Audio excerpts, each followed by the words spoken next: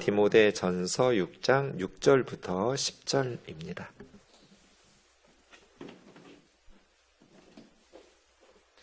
디모데전서 6장 6절부터 10절 말씀 우리 한 절씩 교독하겠습니다. 그러나 자족하는 마음이 있으면 경건은 큰 이익이 되느니라. 우리가 세상에 아무것도 가지고 온 것이 없음에 또한 아무것도 가지고 가지 못하리니 우리가 먹을 것과 입을 것이 있은즉 족한 줄로 알 것이니라. 부하려 하는 자들은 시험과 올무와 여러 가지 어리석고 해로운 욕심에 떨어지나니 곧 사람으로 파멸과 멸망에 빠지게 하는 것이라. 같이요. 돈을 사랑함이 일만하게 뿌리가 되나니 이것을 탐내는 자들은 미혹을 받아 믿음에서 떠나 많은 근심으로써 자기를 찔렀도다. 아멘. 우리가 지난 주일에도 부자들에 대해서 어떻게 목회해야 되는지 디모데에게 사도 바울이 권면하는 말씀을 묵상했는데요. 오늘 본문도 그렇습니다. 돈에 대한 이야기입니다. 거짓 선생들의 특징 중에 하나가 탐욕스러운 거거든요.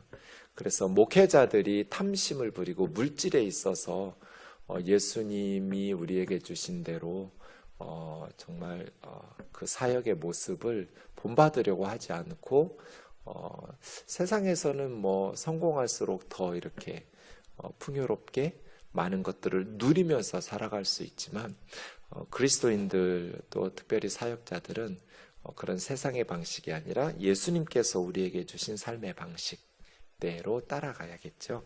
그래서 그러나 하면서 디모데에게 자족하는 마음이 있어야 된다 이렇게 말합니다.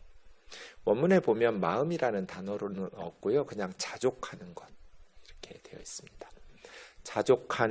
자족이 있으면 경건은 큰 이익이 된다는 것이죠. 자족이라는 말이 여러분 우리 한글에서도 그렇지만 스스로 만족하는 거잖아요. 네. 아우토스라는 말은 자기 자신에게, 그 다음에 족하다, 아르케오라는 말이 8절에 보면 족한 줄로 알 것이니라 이 말, 그러니까 족한 줄로 알 것이니라 했을 때 족하다, 이게 아르케오거든요. 거기에다가 자족은 앞에다가 아우토스만 붙인 거예요. 자기 자신에게, 스스로에게, 스스로 만족하는. 그러니까 아르케오는 충분하다, 넉넉하다, 만족하다 그런 뜻이거든요. 그러니까 자족이라는 것은 스스로 충분하다고, 넉넉하다고, 만족스럽게 여기는 마음, 자족이죠. 네. 자족하는 마음이 있으면 경건이 뭐예요? 경건? 하나님을 경외하는 건데요. 하나님 앞에서 살아가는 것. 제가 그냥 하나님 있는 거, 하나님이 있는 삶, 이걸 경건이라고 그랬어요. 하나님 앞에서 살아가는 삶. 불경건은 하나님이 없는 삶. 하나님을 제거시킨 삶, 불경건하죠. 우리 그리스도인들은 하나님 앞에서, 하나님 안에서 경건하게 살아가야죠. 하나님을 경외하면서, 하나님을 두려워하면서.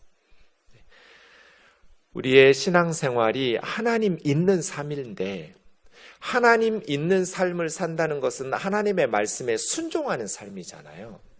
하나님의 말씀과 하나님의 뜻에 순종하는 삶인데 하나님의 말씀과 하나님의 뜻에 순종하는 삶, 신앙생활을 하는 데 있어서 큰 이익이 되는 것, 유익이 되는 것이 스스로 자족하는 마음이거든요. 늘 불평과 막 결핍을 느끼면 신앙생활 잘하기가 어려워요. 불평과 원망이 생기고 그것을 쫓아가면서 거기에 우리의 인생이 너무나 몰두하게 되거든요. 그래서 자족하는 마음이 경건에 큰 유익이 있다. 디모데야, 너에게도 자족하는 마음을 길러야 되고 또 에베소 성도들에게도 자족하는 마음을 가질 수 있도록 목회해야 한다. 이렇게 권면하고 있는 것이죠. 우리가 세상에 아무것도 가지고 온 것이 없음에 또한 아무것도 가지고 갈 수 없으리니 네, 우리가 태어나면서 뭐 들고 온 사람 아무도 없어요. 알몸으로 빈손으로 태어나요. 아무것도 가지고 나온 게 없어요. 그냥 몸뚱아리 하나 나와요. 그리고 죽을 때에도 아무것도 가지고 가지 못해요. 뭐 아무리 무덤에다가 금은 보화를 같이 매장을 해도 우리가 하나님 앞에 아무것도 못 가지고 가요. 그냥 다 땅에다가 놓고 가요. 아무것도 가지고 오지 않은 우리가 아무것도 가지고 가지 못하리니 모든 사람에게 이것은 다 평등하죠. 부잣집 아들이라고 그래서 뭐 많은 거 가지고 태어나거나 많은 거 가지고 그러지 못해요. 태어날 때와 죽을 때 이 땅의 모든 사람들은 평등해요. 아무것도 가지고 오지 못하고 아무것도 가지고 가지 못해요. 뭐 부자들이 아무리 오동나무 관으로 비싼 것으로 해도 그냥 갈 때는 다 빈손으로 가요. 우리가 먹을 것과 입을 것이 있은즉 족한 줄로 알 것이니라. 꼭 필요한 필수적인 것들만 가지고 심플 라이프, 우리가 단순하게 살아야 돼요. 왜요? 우리는 이 세상에 천년만년 사는 사람이 아니니까요.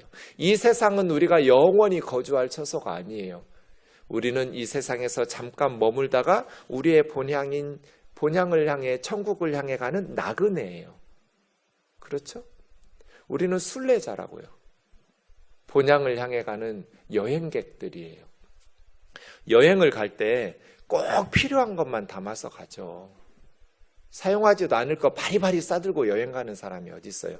거기서 오래 살 거라면 필요한 것들 다 챙겨 가겠지만 여행이라는 건 잠깐 갔다가 내 집으로 돌아와야 될 순례자들, 여행객들은 심플하게 짐 싸가지고 다녀오죠.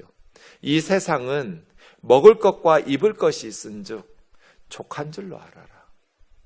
이것이 자족하는 생활이거든요. 심플 라이프. 목회자들이, 선교사들이 이 심플 라이프가 훈련되지 않으면 걸림돌이 많아요. 하나님의 일을 제대로 할 수가 없어요. 성도들도 마찬가지예요. 이 세상에 사는 동안에 우리가 아무것도 가지고 온 것이 없는데 아무것도 가지고 가지 못해요. 이 땅에 다 남겨놓고 가요. 그럴 때 우리가 하나님 앞에 섰을 때 잘했다, 착하고 충성된 종이라, 참 너는 경건하게 바르게 잘 신앙생활하면서 살다 왔다라고 칭찬받으려면 먹을 것과 입은 것이 있은즉 족한 줄로 알면서 심플 라이프를 실천하면서 살아야 돼요. 그래서 수위에는 주머니가 없습니다. 이런 스페인 속담을 우리가 잘 알고 있잖아요. 아무것도 못 담아가요. 저는 수없이 장례식을 인도했지만 수위에 주머니가 있는 걸 본 적이 없어요. 한 번도 없어요. 수위에는 주머니가 없어요. 아무것도 못 가져가요. 그냥 다 놓고 가요. 자, 그러면 우리가 어떻게 자족할 것인가예요. 그리스도인들은 어떻게 자족하는 마음을 가지고 살아갈 수 있을까?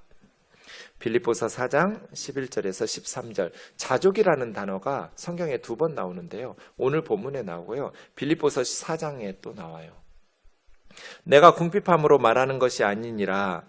빌립보 교회 성도들이 선교 후원금을 로마 감옥에 있는 사도 바울에게 에바브로디도라는 성도를 통해서 보내줬어요. 선교원금을. 그래서 사도 바울이 빌립보 교회에 편지를 쓰면서 여러분이 보내준 선교헌금을 잘 받았습니다. 감사합니다. 이것은 하나님께 향기로운 제물이지요. 그러면서 내가 궁핍해서 선교 후원금 많이 보내달라고 하는 말이 아니니라. 이렇게 이야기하면서 사도 바울이 자기 얘기를 해요. 어떤 형편에서든지 나는 자족하기를 배웠다. 스스로 충분하다, 만족하다, 넉넉하다, 자족하는 것을, 이 배웠다라는 것은 머리로 배운 게 아니에요. 경험을 통해서 삶 속에서 배운 거예요. 그러니까 사도 바울은 선교 사역을 하면서 하나님께서 채우신다라는 것을 경험으로 배운 거예요. 그런데 항상 선교 후원금이 잘 온 거 아니에요. 뭐 지금과 같이 통장에 보내주고 이럴 수도 없잖아요. 인편으로 직접 오는데 어쩌다 한 번씩. 그러니까 자비량 선교 사역을 많이 했거든요. 근데 때로는 선교사로서 사도 바울이 풍부한 때도 있었고 굶주리고 헐벗고 비천한 가난한 순간도 있었을 거잖아요. 그런데 일체의 비결을 배웠다라고 말하는 것은 비천에서 어떻게 처해야 될지. 그냥 돈이 다 떨어지면 어떻게 했겠어요? 텐트 메이커 하면서 육체 노동하면서, 이게 코피아오라는 단어인데요.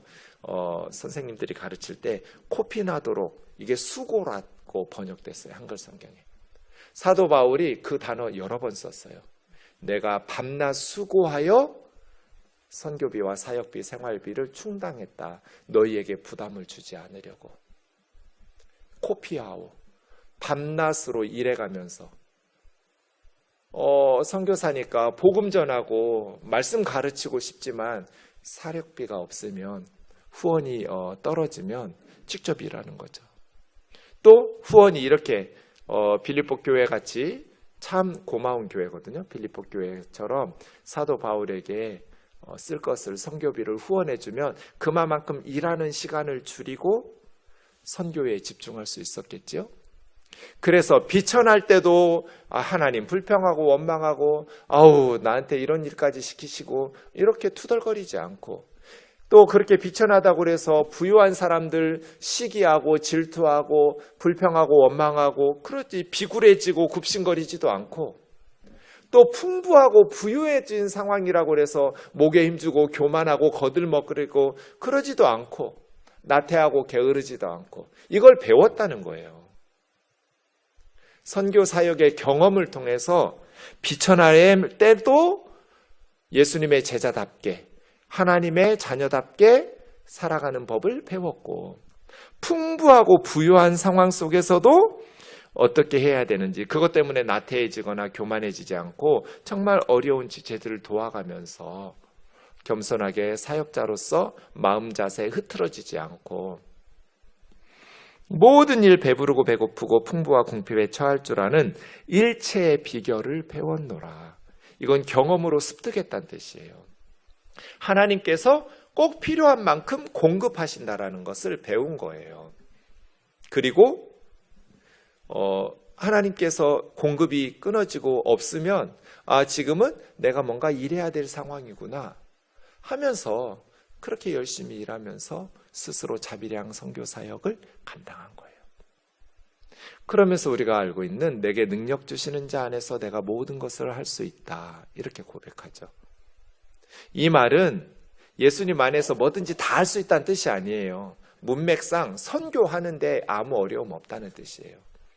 돈이 없어서 선교 못하지 않는다, 사역 못하지 않는다. 내게 능력 주시는 주님 안에서, 예수 그리스도 안에서 내가 공부도 못하는 애가 서울대학 갈 수 있다 믿음으로 이런 거 아니에요. 주님이 나에게 맡겨주신 선교사적 사명을 돈이 없어서 감당하지 못하는 적은 한 번도 없었다. 나에게 주신 사명, 내게 능력 주시는 예수 그리스도 안에서 다 잘 감당할 수 있었다. 이것은 사도 바울뿐 아니라 저와 여러분에게도 마찬가지죠. 내게 능력 주시는 예수 그리스도 안에서 우리에게 주신 사명을 능히 감당하면서 모든 것을 할 수 있다. 이것이 자족이에요. 그러니까 자족이라는 것은 내가 세상에서 가지고 있는 세상의 것들을 가지고 스스로 만족하고 자랑스러워하고 이만하면 됐지, 이게 아니에요. 성경에서 오늘 본문에서 자족하는 마음이 있으면 경건에 큰 유익이 있다는 것은 예수 그리스도 안에서 만족하는 거예요. 빌립보서에서 사도 바울이 말하는 것처럼 내게 능력 주시는 예수 그리스도 안에서 내가 모든 것을 할 수 있고 나는 풍족하고 충분하고, 이게 자족이에요. 나는 내 집은 없지만 전셋집에 살지만 그래도 월세 안 살으니까 감사하다. 나는 가난하지만 그래도 요만하면 괜찮다. 내가 가진 세상의 것으로 만족한 게 자족이 아니고요. 예수 그리스도로 만족하는 게 자족이에요. 사도 바울이 디모데에게 가르치고 에베소 성도들에게 가르치는 것은 고만하면 됐다, 언제나 이런 게으름을 조장하거나 인생을 대충 살라고 말하는 게 아니에요. 열심히 성실하게 실력을 기르면서 살아야죠. 하지만 예수 그리스도로 충족되는 것, 예수 그리스도로 만족스러워서 감사하면서 살아가는 것. 이게 자족이에요. 그러니까 세상의 것이 충분하다가 아니라 예수 그리스도로 충분하다예요. 예수님 안에서 살기 때문에 나는 부자들이 부럽지도 않고 가난하다고 그래서 비참하지도 않고 또 부유하다고 그래서 그거 뭐 자랑할 것도 아니고 세상 사람들이 부러워한다고 그래서 그것 가지고 나는 만족스럽지도 않고 오직 예수 그리스도로 나는 만족한다. 예수 그리스도로 나는 기쁘고 예수님 때문에 살고 예수님을 위해서 살고 예수 그리스도 안에서 나는 내게 주신 하나님의 사명을 능히 감당할 수 있다. 내게 능력 주시는 예수 그리스도 안에서 나는 모든 것을 할 수 있다. 이게 자족이에요. 그래서 자족은 그리스도로 충만이에요. 예수 그리스도로. 9절 10절입니다. 부하려 하는 자들은 시험과 올무와 부자가 되려고 혈안이 된 사람들, 부하려 하는 자들, 시험과 올무에 걸리기가 쉽죠. 말씀과 믿음을 버리고 세상의 죄와 타협하고 왜요? 부하려 하는 자들, 여러 가지 어리석고 해로운 욕심에 떨어지나니 곧 사람으로 파멸과 멸망에 빠지게 하는. 돈을 사랑함이 일만하게 뿌리가 되느니 돈을 사랑하는 것이 일만하게 뿌리라고 그랬어요. 돈 자체는 선한 것도 아니고 악한 것도 아니에요. 잘 선한 일에 쓰면 선한 도구가 되고요. 악한 데 사용되면 악한 도구가 돼요. 그러나 돈을 사랑하는 것, 부하려 하는 자,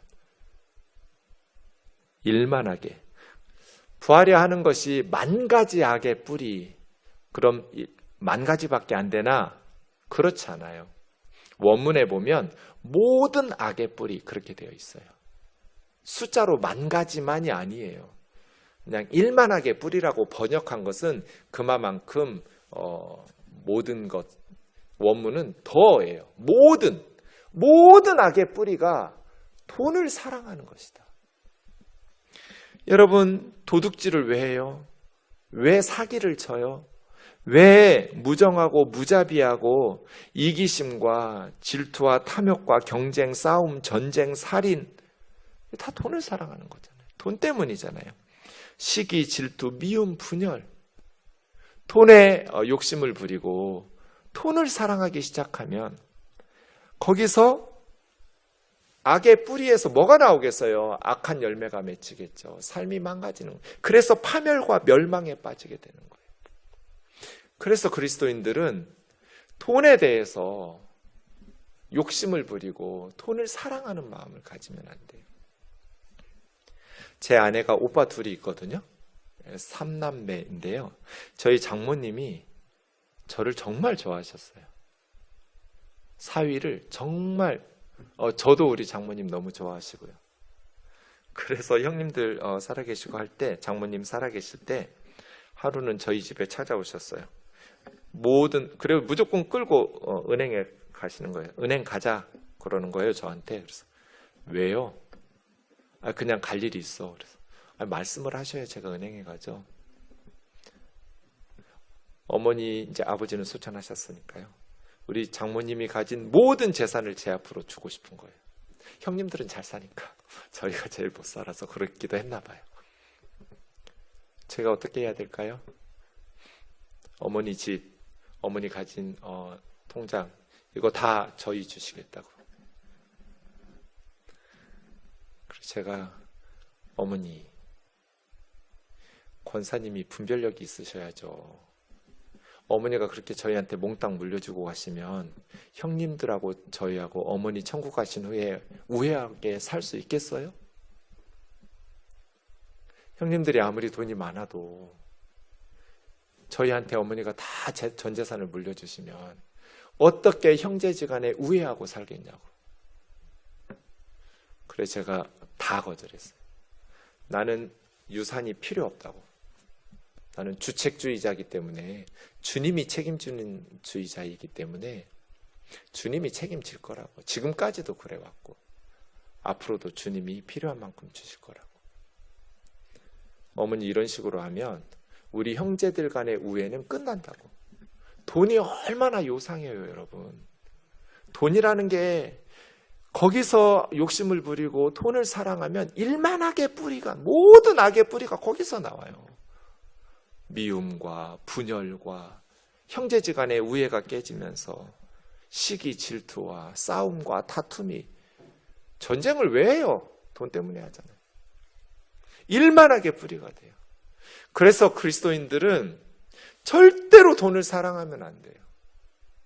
있는 것을 족한 줄로 알고 먹을 것과 입을 것 있으면 있는 것 족한 줄로, 족한 것으로 알아서 그냥 예수로 나는 충분하다. 예수님 안에서 내 삶은 열심히 성실하게 살아야죠. 하지만 예수 그리스도 안에서 나는 만족하고 예수님이 내 삶을 책임지실 거다. 지혜롭게 살아야 하긴 하지만, 그래서 형님들한테 그 얘기했어요. 형님들, 어머님이 저한테 찾아오셔가지고 이렇게 말씀하시던데요. 저는 형님들이 하자는 대로 할 거라고. 10원도 가져가지 않을 테니까 편하게 하라고. 우리 형제들 필요한 대로 n분의 1로 나누든지. 그랬더니 다들 나도 필요 없다, 나도 필요 없다 그러고 있어요.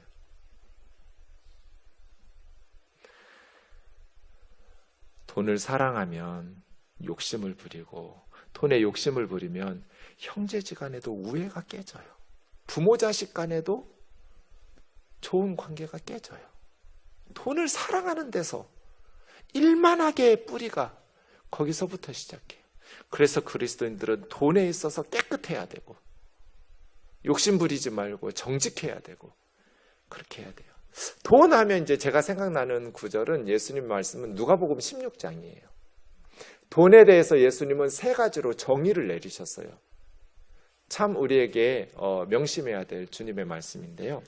첫 번째, 우선 주님은 돈을 불의의 재물이라고 그랬어요.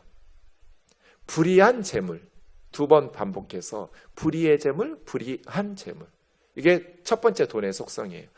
악하게 죄 지으면서 벌어서 불의의 재물이 아니에요. 돈이라는 것 자체가 불의의 요소가 끼어들기가 너무나 쉬워요.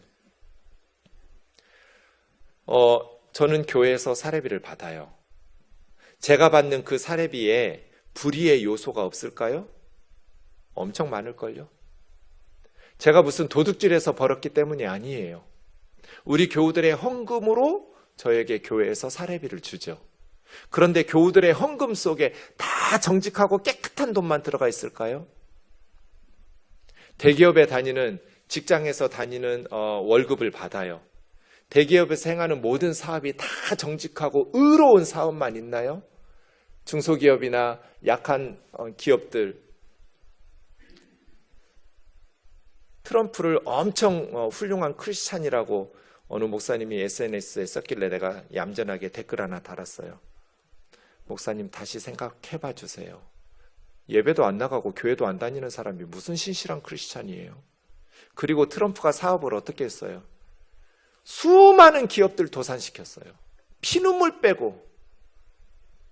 그렇게 다른 기업들 망하고 일부러 부도 내고 다시 그거 사들이고, 이렇게 악한 방식으로 사업한 사람이에요. 사업가예요. 게다가 무슨 기독교적인 마인드가 있어서 트럼프가, 물론 해리스가 그렇다고 그래서 신실한 그리스도인이냐 그런 것 같지도 않아요. 하나님의 뜻에 의해서 대통령 됐겠지만 성경적 기준으로 볼 때 신실한 그리스도인이 아니에요. 그래서 염려하고 우리가 기도하는 것 뿐이죠. 재물은 불의의 요소가 있어요. 그래서 불의의 재물이라고 그래요. 꼭 죄 짓으면서 벌어서가 아니에요. 이게 다 연계되어 있는데, 첫 번째로 우리가 기억해야 될 것은 불의의 재물로 친구를 사귀라예요.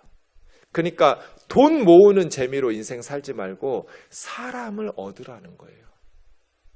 그리하면 그 사람들이 재물이 없어질 때는 죽을 때죠. 재물이 없어질 때, 이 말은 우리가 죽었을 때 그 친구들이 너희를 영주할 처소는 영원히 거주하는 처소니까 천국이잖아요. 영원히 살아가는 영주할 처소로 너희를 영접하려고 환영하면서 어서 오라고. 이게 무슨 뜻이에요? 주님의 말씀이 세상에 살 때 재물을 가지고 사람들 살린 거예요. 복음 전하면서 선교하고 전도하고 구제하고 그렇게 불의의 재물로 친구를 사귀어놨더니 영혼을 살려놨더니 그 사람들이 이제 재물이 떨어지고 죽을 때 영원히 거주하는 천국에서 당신 때문에 내가 구원받았다고 천국에 왔다고 영접하면서 환영하면서 맞이해 줄 거라는 거잖아요. 우리가 천국에 가면 마중 나오는 사람들이 누가 있을까요? 어서 오라고 영접하는 사람, 환영하는 사람이 누가 있을까요? 우면동 교회에서 왔느냐고. 당신들이 선교사 보내줘서 내가 예수 믿고 천국에 왔다고. 당신들이 구제해 주어서 우리가 세상에서 너무 고마웠다고. 이게 불의의 재물로 친구를 사귀라 해요. 재물은 불의의 요소가 있어요. 아무리 깨끗하게 돈을 벌고 싶어도 우리는 불의의 요소가 있음을 부정할 수 없어요. 이게 첫 번째 재물의 특징이에요. 그러니까 불의의 재물 계속 쌓아가려고 하지 말고 불의의 재물로도 선한 일을 할 수 있잖아요. 친구를 사귀는 거예요. 사람 살리라는 뜻이에요. 그러면 이 세상이 끝나고 재물이 필요 없어지고 재물이 다 없어질 때 그 사람들이 너에게 도움을 받았던 사람들이 영주할 처소에서 너희를 영접하고 환영할 거라고. 두 번째, 재물을 주님은 지극히 작은 것이라고 2번 말씀하셨어요. 지극히 작은 것, 지극히 작은 것.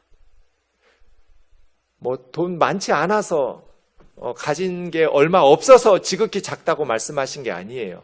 아무리 재벌이라고 해도 아무리 돈이 많은 사람이라고 해도 그 돈은 지극히 작은 거예요. 우리 인생에. 그래서 지극히 작은 것, 이것이 주님께서 생각하시는 재물, 돈이에요. 그것은 가장 작은 것 중에 지극히 작은 거다.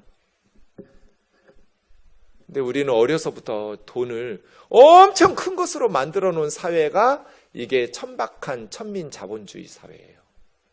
어린 아이들이 너 어느 아파트 살아? 아파트 평수 따지고 좋은 아파트인지 나쁜 아파트인지 놀이터에서 같이 놀지도 않고. 일본에서 성경 배우겠다고 온 자매가 이제 아버지가 어렸을 때 이 자매 유치원 다닐 때 일본으로 가서 동경에서 살았는데 거기서 대학을 졸업했어요. 그러니까 아버지가 이제 은퇴할 나이가 됐어요. 제가 그냥 성경 공부하다가 물었어요.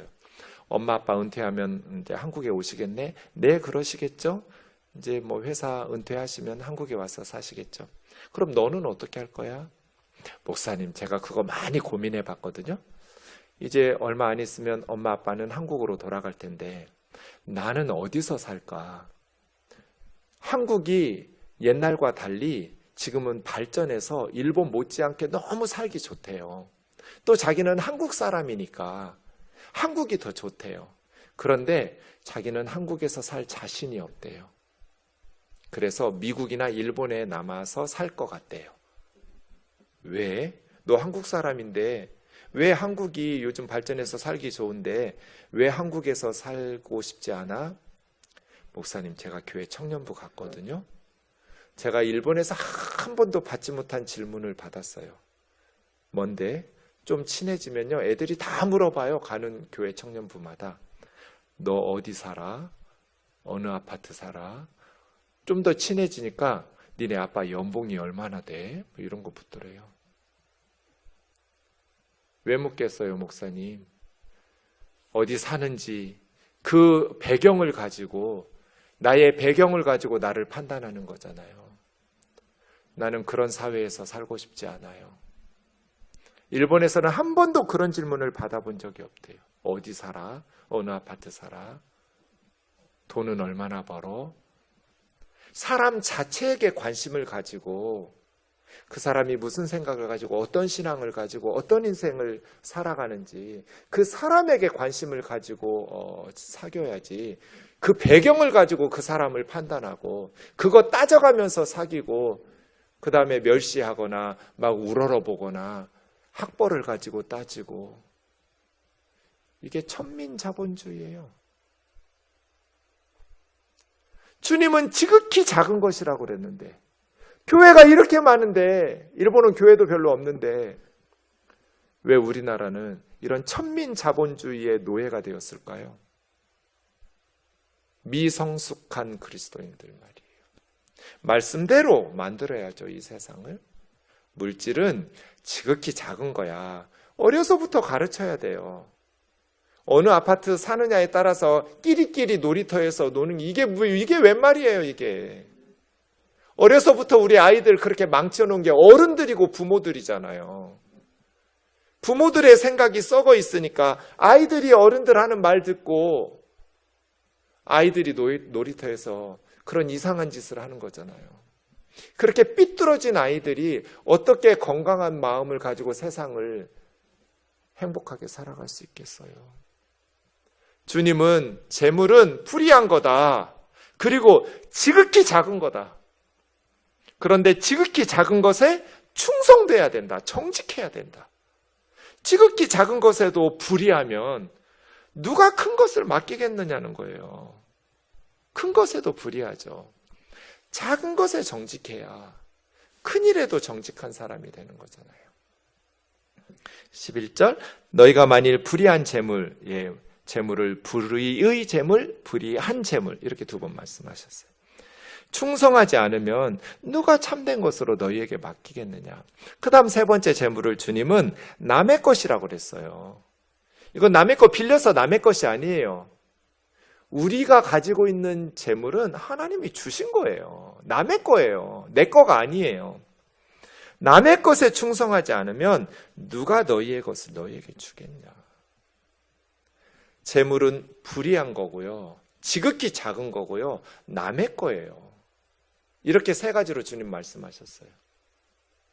이걸 가르쳐야 되고 이렇게 아멘 하고 살아야 돼요.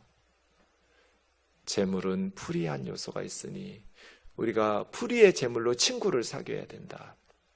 재물은 지극히 작은 것이니 거기에 너무 가치 부여하면서 그것 가지고 사람을 판단하고 신앙도 판단해요. 부자가 되면 이 사람 믿음이 좋아서 하나님 복 받았구나 이렇게 판단하고, 가난하면 아유 믿음이 없었구나, 열심히 신앙생활 안 했구나 그러니까 가난하지, 이렇게 신앙마저도 돈으로 판단해버리는 이런 비성경적이고 천박한 신앙이 빨리 고쳐지고 회개돼야 되겠죠.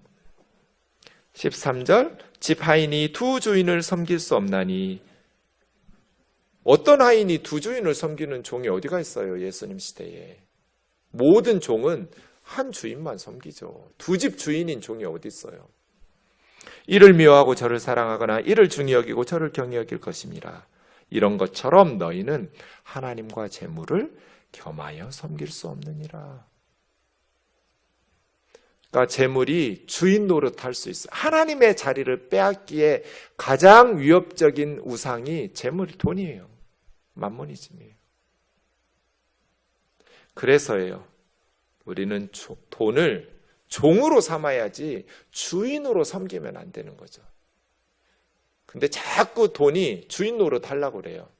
그때마다 우리는 말씀을 외쳐야죠. 야, 이 종놈아, 저리 안 갈래? 선교지로 가. 어디서 내 인생의 주인 노릇 하려고 그래?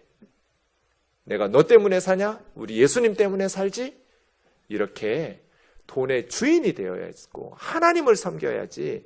우리는 돈을 주인으로 섬기면 하나님을 주님으로 섬길 수가 없어요. 항상 주님의 이 누가복음 16장 말씀을 기억하면서 돈을 사랑하는 것이 일만하게 뿌리가 된다.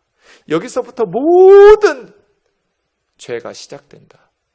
그러니 그리스도인들은 지극히 작은 이 돈에 있어서 충성스럽고 정직하고 진실해야 되고, 하나님께서 채우시는 것들을 신뢰하면서 풍부할 때 교만하지 말고 바울처럼 어떻게 처신해야 될 줄도 알아야 되고, 가난하고 비천할 때 굽신거리고 비굴하고 인생 루저라고 나고자라고 그렇게 어리석게 살지 않고 비천함에 처할 줄도 알아야 되는 일체의 비결을 배우는 저와 여러분 되기를 주의 이름으로 축원합니다. 여러분 오늘 집에 가셔서 꼭 뭐 유튜브 같은 데 보시고 극장에서는 지금은 안 할 것 같은데요. 어른 김장하 써놓고 찾아보세요. 이미 뭐 많은 분들이 보셨을 것 같아요. 김장하 선생님을 이런 부자가 돼야 되는구나. 크리스찬은 아니신 것 같아요. 그리스도인이면 정말 좋겠는데 네. 진주에 있는 남성당이라는 유명한 한약방에 지금 이제 은퇴하셨어요. 진짜 어른이에요. 이런 어른들이 우리 사회에 꼭 필요해요. 어른 김장하 선생님을 한번 찾아보시면 좋을 것 같아요.